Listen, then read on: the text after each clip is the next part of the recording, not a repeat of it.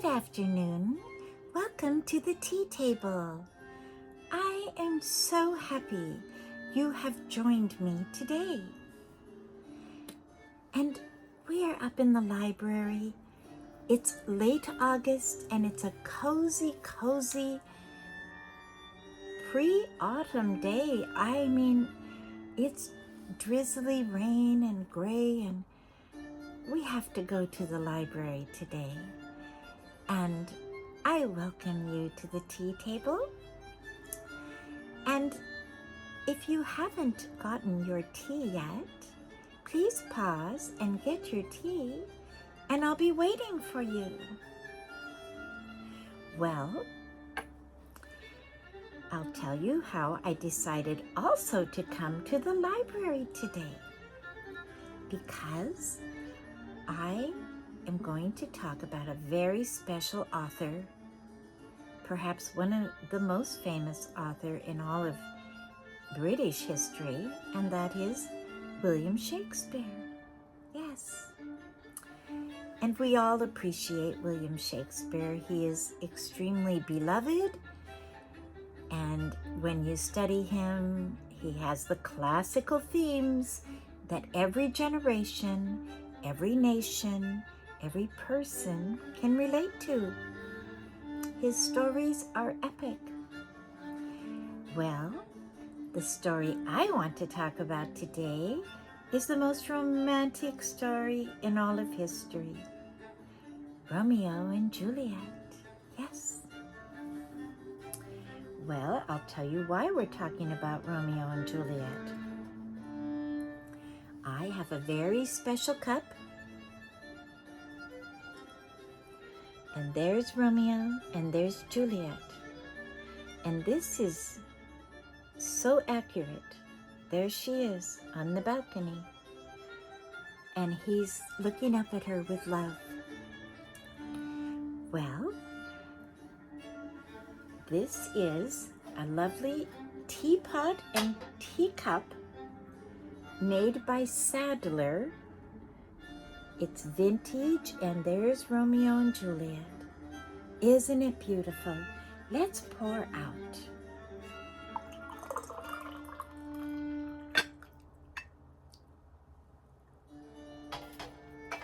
And for the creamer, I found a little creamer and sugar in my cupboard that remind me of Anne Hathaway's cottage.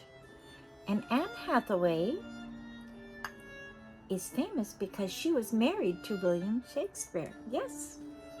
And she bore him 3 children. And here's the little sugar. It looks so much like Anne Hathaway's cottage. The thatched roof and all of the beautiful English design.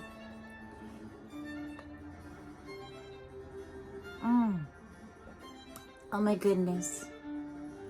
William Shakespeare would love that, wouldn't he? He was writing his stories in cold England, and it seems the rainy, dramatic climate of 4 seasons inspires many writers, because 80% of the world's literature came from England, that island country. The green, the rain, then the sun, then the rainbow, then the wind and the sea. Very romantic. Well, I'm going to tell you the backstory of my teapot. But first, I want to talk about my scarf I'm wearing. It's so fun. It's books. It's all books. And it's a silk scarf. And I feel it's perfect for kind of getting ready for autumn, thinking about back to school. And we who love books and cozy fires and candlelight, yes. And the weather we've had the last week and a half here in Olympia has prepared everyone. It feels like fall already. I've never seen an August. I feel rather sorry for people that have planned outdoor weddings because I don't know what they're going to do. However, I want to tell you the little backstory on this beautiful tea set. Well, last Saturday, I went to a special event with a friend up in Sumner, Washington, to a lovely tea house called the Secret Garden. Many of you know about it, and many of you have gone in the past. It's perhaps it is the most beautiful tea house we have here. Sadly, after COVID, it closed, and she has not reopened. But once a year, on the beautiful grounds where there's roses and hollyhocks and hydrangeas, and this beautiful historic 1890 or 1880 house, which is rare for our area. Our state is very new and young. We did not become a state until 1889. So it would be right at that time, and this house, whoever built it, massive ceilings, like, I don't know, 15 to 20 feet ceilings, and all the natural old growth wood and pine and fir, and the stairwell, it's just beautiful. And she has a gift in decoration, and her teas were the best. Everyone loved it. So we went up last week to visit and see the little gathering in the garden. And she had different vendors that have vintage items, and it was a gathering of kindred heart tea lovers and old world charm and people that treasure vintage items. Well, there was a lady that had a little stand, and I have seen this lady. I saw her last year. She has very special things. Well, here the pot, this beautiful, beautiful pot was sitting there in her stand. And it's made by Sadler. Sadler is a famous company that they made the Brown Betties that we talked about, the famous teapots that everyone has in their home, the everyday Brown Betty, and thousands of different teapots. Well, about 50 years ago, they started designing themes. Like they had Windsor Castle, they had a theme with Edinburgh Castle. I believe they had the Elizabethan, Queen Elizabeth, and then King Henry and that era, the important people on a teapot. Well, it's not made anymore. This is very old. And I had no idea that they've done so much, that they had done a Shakespeare and that it was Romeo and Juliet. Well, I'm telling you, it's like a treasure hunt. And this was so reasonable, less than any teapot you would buy here. I mean, it's incredible what's available right now, because antiques are not really as big as they used to be, and vintage things, everything is really affordable. Well, then Friday, that was Saturday, and I was just thrilled. I thought, I'm going to do a tea immediately for my tea people with Shakespeare. Well, then yesterday I went to my children's thrift. I usually go by on Friday. They had a big 50% off sale. I walk in, and the lady has a tray of things she's pricing, and lo and behold, my eye caught. I thought, it couldn't be, could it? The matching cup. There it is, Sadler. And it says on it, Romeo and Juliet, and then it says William Shakespeare and his dates. I almost fainted.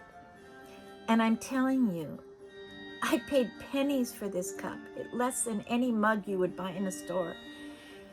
There are treasures out there to find, and it's so fun. And this will be a treasure. I consider this a treasure. The colors, forever, I will consider this a treasure. And then this little creamer and sugar, I'll show you, it stacks. Isn't that nice? A lot of them, they made stacking so obviously they could bring the tray and get everything on. Yes. And yes, I have not forgotten your treat. I thought for today, healthy, organic fig bars. They're really hard to find now. They used to have these in health stores and bulk foods. There's very little bulk food left. And I don't know, maybe co-ops have them, but I ran into them. I thought, that's something healthy for back to school autumn tea talk. Yes. And it's on a little red tray, and I'll show you the little red tray. It's very sweet. It's the same era as William Shakespeare, and it's English. It's called Vista. And actually, on my table, I have this little pot sitting like that. I just love to mix and match and try different creative things with china. And it's just a really fun way. And put back these little treats here. And I think the children would like these too. They're just very, very healthy. And a fig bar, or they used to have kind of date bars also, are very healthy for you. Or raisin cookies, you know, it feels autumn to me. Well, I want to share a little bit about Romeo and Juliet and William Shakespeare. Because, first of all, I want to show you a book that I love. This is by Charles and Mary Lamb, and it's Tales from Shakespeare. They were a brother and sister, and they took William Shakespeare, all of his stories, and modified them and wrote them for children in the Victorian era. This is such a high level for children. It's actually perfect for adults now that have no background in English literature or Shakespeare. Because to pick up a Shakespeare play, you can't really understand it unless you have someone helping you understand. And this book opens it up. My favorite story in this book is The Merchant of Venice. I love it. I love Portia. She's so brilliant. She's this woman lawyer. She comes forward and defends. Oh my goodness, her speeches are just... So they kept all the original speeches, but helped with the language and the words. Because remember, Shakespeare is writing in the 1500s. And Shakespeare gave an enormous amount of credit for his writing to the Geneva Bible, which had just been translated. It was mostly done by William Tyndale. However, he was burned at the stake and his writings were taken to Geneva. Cloverdale finished it, and then it came over to England. And so he had access to that Bible, all the 1500s. Then remember, in 1611, King James said, I want my Bible. So he basically took the Geneva Bible with very few changes and put his name on it. So that is the King James Bible. Well, Shakespeare, he gave enormous credit. And you can see in many of his stories, like Macbeth, you can see that looks just like King Ahaz and Jezebel. There's so many analogies, you know. Well, I wrote a few notes here because I wanted to get this straight for you. But Romeo and Juliet is actually Shakespeare based it on a play or a poem by Arthur Brooke. And the original name of Romeo and Juliet was The Tragical History of Romeo and Juliet, set in Verona. He said it in Verona, Italy. And, you know, it talks about these families. One of them, Romeo and Juliet, are each from a warring family. The Capulets and the Montagues, they were at war. And it's a story of evil and how hatred, and here these two young people love each other, but the family heritage goes back generations of war and fighting. So, but what is pointed out in the writing that I read is that Dante, who wrote the Divine Comedy 250 years before, and you know, Dante is coming right out of the Renaissance, he talks about the Capulets and the Montagu families in his book. So that's way back there. They're still fighting. And then they're still fighting in Shakespeare's time, and he understands that. And his original title that he put on it was The Most Excellent and Lamentable Tragedy of Romeo and Juliet, and it was published in 1597. In the play, Juliet is only 13 years old. She's 2 weeks shy of her 14th birthday. And the whole play is a 24-hour event. And I think that Nahum Tate, a man that was the poet laureate of England 100 years later in 1692, he rewrote Romeo and Juliet and gave it a happy ending. He also rewrote and adapted King Lear. Now, the happy ending remained in King Lear, but not in Romeo and Juliet. It didn't pick up. I was thinking, when I was pondering Romeo and Juliet and families that had feuded and brought darkness down to their families, was Hawthorne, Nathaniel Hawthorne's book, when he wrote The House of Seven Gables.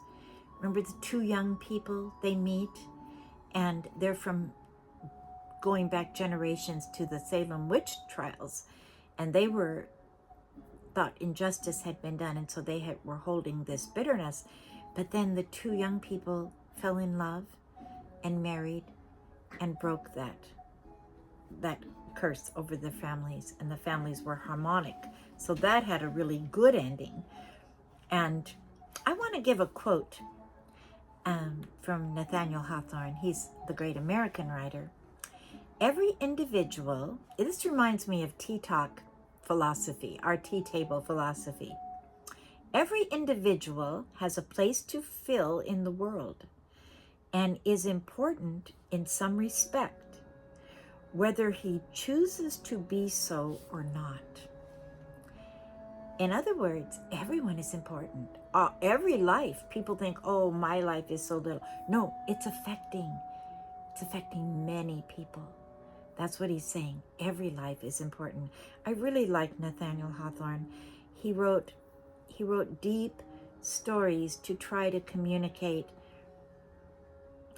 His communication was trying to bring harmony and love, because there's these universal themes. There's the warring and the fighting, and then through God, you can have love and forgiveness and grace. The word grace is big, isn't it? Yes, all through history, it's a big word. Well, I felt like to think about William Shakespeare for fall and sit in the library. And you can get this book, this Tales from Shakespeare.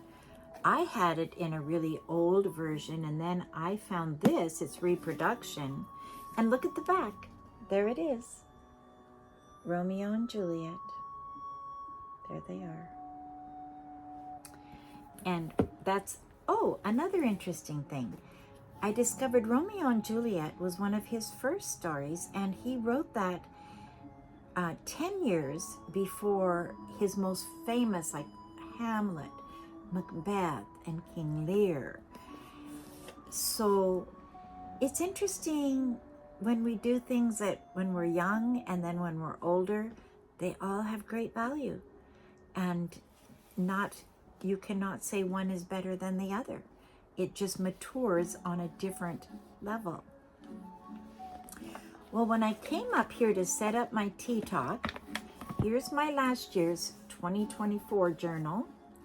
And I'm just now finishing that because it goes through December, and I got a new one that started in July. So I wanted to show you the old. And now we're going to start something new with September. And here this book was sitting here, the famous Chesterton, The Everlasting Man. Beautiful. One of the greatest books ever written. And in the 20th century, his books are similar to C.S. Lewis. He was a person that was not a believer, and then he became a believer. And he was a brilliant intellect, and he wrote copious books, and everyone loves Chesterfield. Yes. Well, I want to say that there is a young man on YouTube. His name is Benjamin McEvoy, and that's MC, capital E-V-O-Y, McEvoy, E-V-O-Y. And I watch him from time to time. He is brilliant. He is an English literature scholar, educated in Oxford. He's young and he is so passionate, and he goes through and explains books. He is so insightful. You would, if you love books, you will like him. And he talks about the characters. He talks about Jane Austen and her books. I heard a whole talk he gave on the Bronte sisters and their incredible significance. I knew they were important, but I learned a lot from him. And then he talked about Tolstoy the other day, and I don't listen to him. I just, every once in a while, when I want to be inspired. And he tells you how to read a book. He tells you how to approach a book.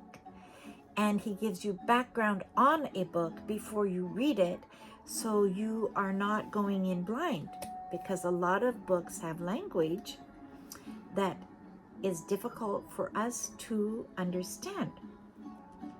Particularly Shakespeare is that way, and Chaucer. He's actually writing in the old Chaucerian English, it's called now. So don't be hard on yourself. If you pick up a book and it feels over your head, it's over everybody's head, unless you have some guidance. And I will say I had a wonderful English literature teacher in the 10th grade, and we did Macbeth. And she was a very highly knowledgeable woman, and her name was Lily Rose. And she was old school, and we literally read all of Macbeth every day. We would go around the room and we would take turns, go up and down the aisles, and that's how she taught us Macbeth. And do you know, I remember that, and I actually understand Macbeth deeply because of her. And that is really what it takes.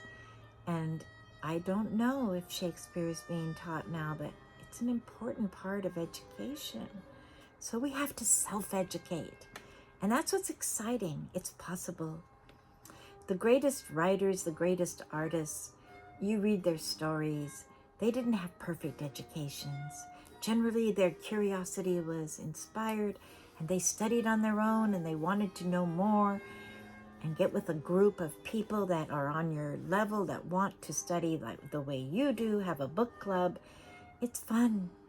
And we're always learning. We're always expanding, because every age has something to learn. Books like Shakespeare, they come on a whole different level every era of our life. We are evolving. We're changing. And we understand them in different ways. Yes. So I really encourage you to go for it.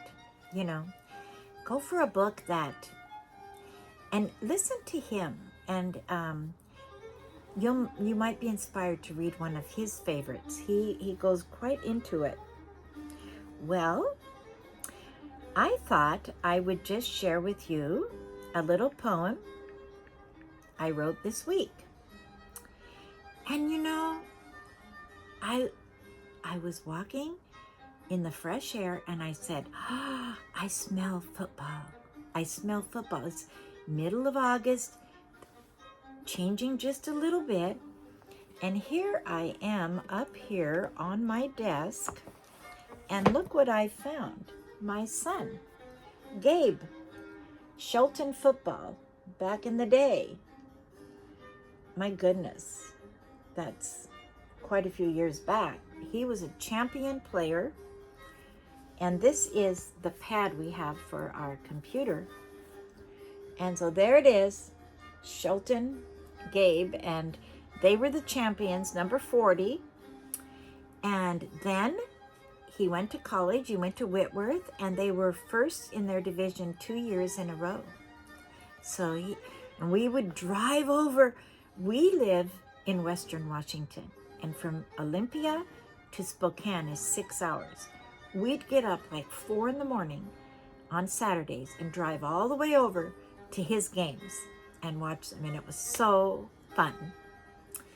It's fun to have places to go in the autumn because you go through those leaves and you see the beauty. And for you who don't live here, you go through a mountain pass, the Cascade Mountain Pass, to get to Spokane. Western Washington is Puget Sound and lots of hills and water and this and that. And then you go over this high mountain pass, Snoqualmie Pass, and then you come to Eastern Washington, and it's flat. It's level plain, and you drive miles, but they have their own beauty. The Columbia River comes all the way through, and then they have lakes, and they have some little mountains too. But not all the fruit comes from there, and all the beautiful wheat comes from there, and corn, and it's farming. Rich, rich, rich land. Well, so I'm going to close this little tea talk with my poem, and it's called Football in the Air. I smell football in the air. Back to school is everywhere. End of summer draweth nigh. Canadian geese are flying by. Morning crisp in sunlight glows. Golden pears in silver bowls.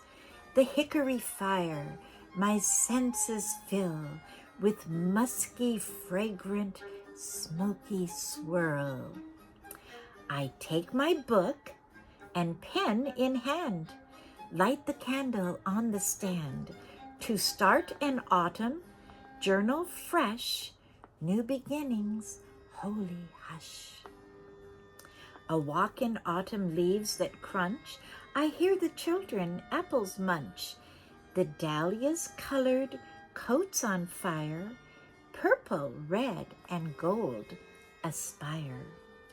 I wear my plaid and woolen tweed, deep forest green, my glove and bead, new leather boots of Spanish leather, my satchel bag, my hat and feather, saddle shoes and new lunch box, red beret and bobby socks, chestnut trees so full of nuts, Windor Bay on Chuckanuck. I greet September with a song. Leaves are falling all around. Sitting with guitar in hand, under tree I sing my stand. Thanking God for saving me, giving life and setting free. Journey with Jesus, a faith-filled trail. His ways are good. He never fails. And by way of explanation, for you who don't live in Western Washington, Chuckanuck is a beautiful drive right along the Puget Sound, way north of Everett and Seattle, up into Bellingham. And it's called the Chuckanuck Drive, and in the autumn, it's all autumn leaves. That was Chuckanuck. And then when I talked about leaves are falling, I literally, my first year of college, my first month of college, September, I sat under a tree and wrote my first song. And it was called Leaves Are Falling All Around. And it was my testimony song of my story. And out of that, a man walked up to me. This is true story. His name was Michael Hanford. I didn't know him. And he said, Wow, that's a beautiful song. Would you like to be a part of our folk singing group, the Key Folk Singers? And the rest is history. That was a life-changing 2-year experience at my college to be a part of the Key Folk. And we traveled all around and sang schools, churches, beaches, all different places. Just phenomenal experience. And outdoor fairs and rallies. We even sang to welcome Colonel Sanders to Seattle when he came once to open a special new restaurant. And then my husband became a part of that group, and that's how we got to know each other, singing together all around. So that was my autumn, and that's what's in that song, and I wanted to clarify that. But I just love getting ready for back to school in autumn. I still love my summer, though. I hope we have some good hot days to go to picnic and outdoor beaching or whatever, but I always love autumn. It's the best. Well, I pray you're having a good week, and if you haven't subscribed to my channel, please subscribe and share with a friend.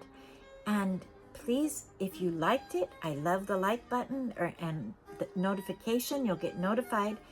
And if you have a comment, please comment. Thank you, Kristen Padella. That was the most beautiful comment on she and her sister have a cabin inherited from the grandparents up in Lake George in upstate New York they go to. Isn't that old-fashioned? Isn't that beautiful? So I love when you share things, and if you have anything you would like to discuss on the tea table, please tell me, and I'll try to cover it, okay? Thank you. Have a fabulous week, and God bless.